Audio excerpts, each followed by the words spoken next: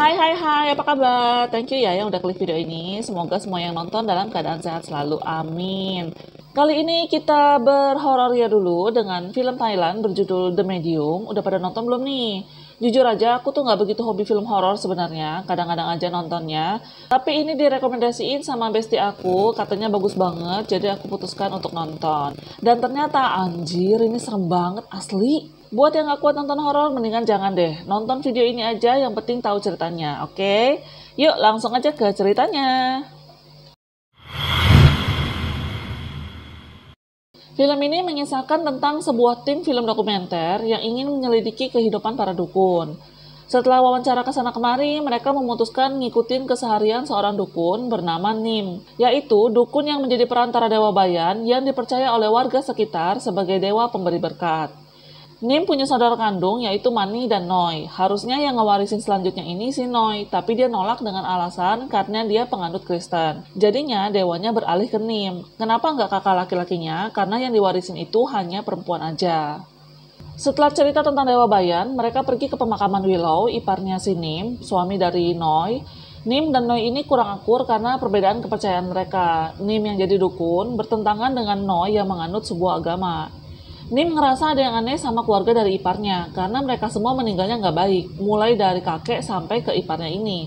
Bahkan anaknya yang laki-laki, Mike, sebelumnya meninggal kecelakaan motor. Jadi tersisa satu anak perempuan Noi dan Willow yang bernama Ming. Saat mereka masih di rumah duka, ketika orang-orang masih kumpul, main kartu, tiba-tiba si Ming teriak dan nuduh seorang kenalan mereka kalau dia menghina Ming, padahal saat itu nggak ada yang lagi ngomong.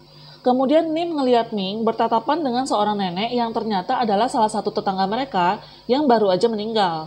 Keesokannya ketika orang-orang lagi ngurus pemakaman si nenek itu, Ming dengan anehnya berdiri di depan pintu rumah si nenek. Karena merasa curiga ada sesuatu yang aneh sama Ming, Nim pergi ke rumahnya dan menemukan wampataba di dalam lemarinya.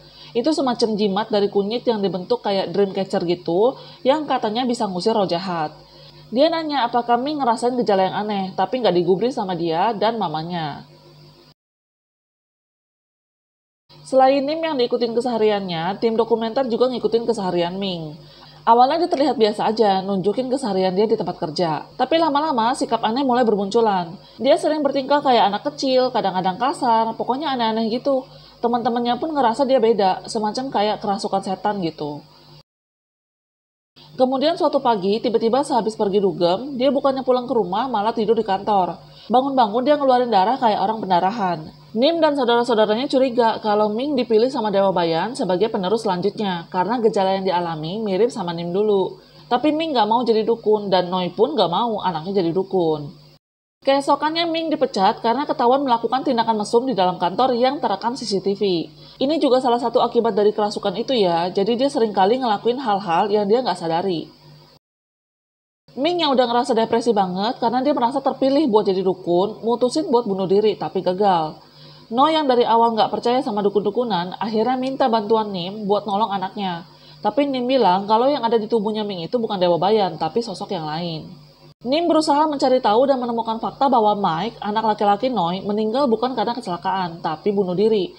Dan dia punya keterikatan khusus sama Ming, lebih dari hubungan saudara kandung. Jadi Nim berasumsi kalau Mike berusaha ngebawa Ming.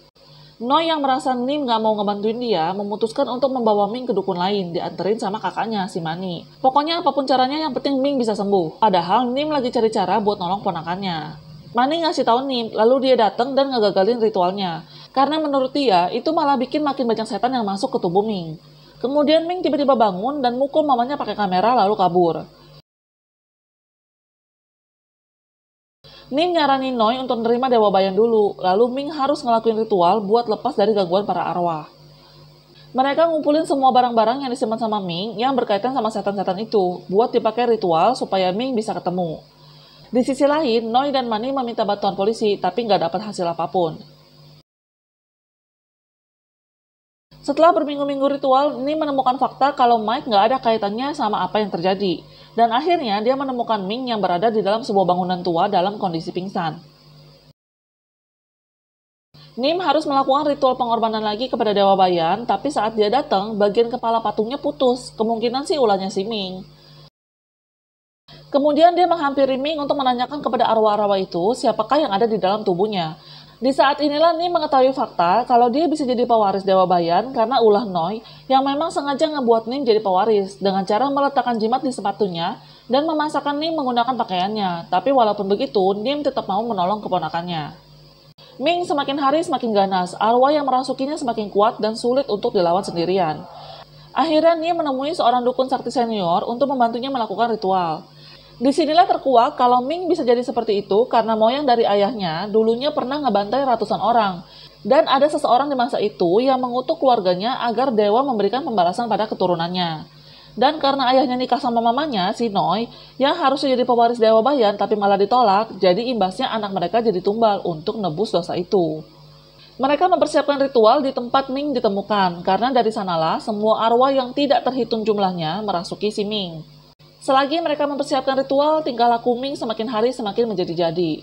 Karena Noi selalu ngelihat rumah berantakan di pagi hari, akibat ulahnya si Ming yang suka ngacak-ngacak di tengah malam, jadi tim dokumenter yang masih terus ngikutin mereka memutuskan untuk memasang CCTV di seluruh rumah untuk ngelihat apa yang dilakukan sama Ming. Nah, ini udah 1,5 jam filmnya sampai sini. Setelah ini, asli ini adegan setengah jam terakhir parah banget, anjir. Serem! Dia ngerangkak-ngerangkak, matanya putih gitu, ngobrak-ngabrik segala macem, buka kulkas, makanin daging mentah sejauh mata memandang ya kalau nggak salah. Terus ada jump scare-nya juga nih di sini, cuma sekali sih apa 2 kali dah. Karena semakin ngerasa berbahaya, pamannya mutusin buat ngunci bener-bener kamarnya si Ming. Tapi one day malam-malam dia ngelihat ada panci di ruang tengah dan pas dilihat isinya, aduh merinding deh gue. Itu anjing mereka yang maaf direbus sama si Ming. Aduh ini nggak tega banget adegannya apa gini dah. Nah, saking panik pamannya, dia nyamperin tim dokumenter buat periksa CCTV.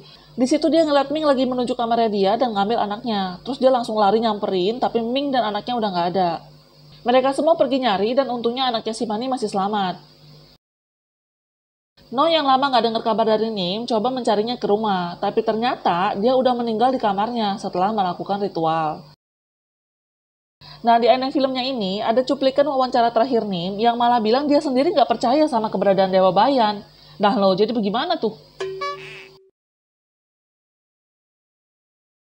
Tapi ritual tetap dilakukan, di mana Noi menggantikan Ming untuk memancing para arwah datang, lalu nanti akan dimasukkan ke toples gitu oleh si dukun. Sementara Ming dikurung di dalam kamar dan boleh keluar setelah ritual selesai. Tapi karena istri dari pamannya yang ngejagain Ming ini denger si Ming bicara kayak orang normal, dia pikir si Ming udah sadar. Dia kayak ragu-ragu mau buka pintu, tapi salah satu murid si dukun itu bilang jangan dibuka sampai ada aba-aba. Tapi tiba-tiba dia ini kayak ngedengar suara anaknya di dalam kamar Ming, kayak halu gitu, padahal anaknya di luar sama dia. Kemudian dia langsung bukain pintunya. Akibat ritual yang belum selesai itu, si dukun jadi kayak kesurupan dan malah bunuh diri. Ming jadi makin lebih ganas lagi dan ngebantai semua orang yang ada di situ. Jadi adegan setengah jam terakhir itu adegan bantai-bantaian aja. Murid-murid si dukun ada yang kesurupan juga dan nyerang tim dokumenter. Sampai pamannya juga begitu, yang ujung-ujungnya jadi bunuh diri juga. Noi masih berusaha agar Ming selamat, tapi nggak berhasil dan malah terbunuh juga. Cuplikan terakhir kayak diperlihatkan sebuah boneka yang ditusuk-tusuk kayak boneka santet. Apa keluarga mereka disantet? Dikerjain? Yang katanya keturunannya harus nembus dosa moyangnya? Entahlah, karena filmnya selesai sampai di situ. Berarti Ming gak mati dong ya? Gantung gak sih filmnya? Menurut kalian gimana nih? Boleh dong share di kolom komentar ya. Oke, sekian alur cerita kali ini. Asli ini film serem banget. Perpaduan antara horor, okultisme, settingannya yang di hutan-hutan, gedung kosong, ditambah acting pemeran Ming yang luar biasa, bikin film ini jadi mind-blowing banget. Thank you yang udah nonton, see you di cerita berikutnya, bye-bye!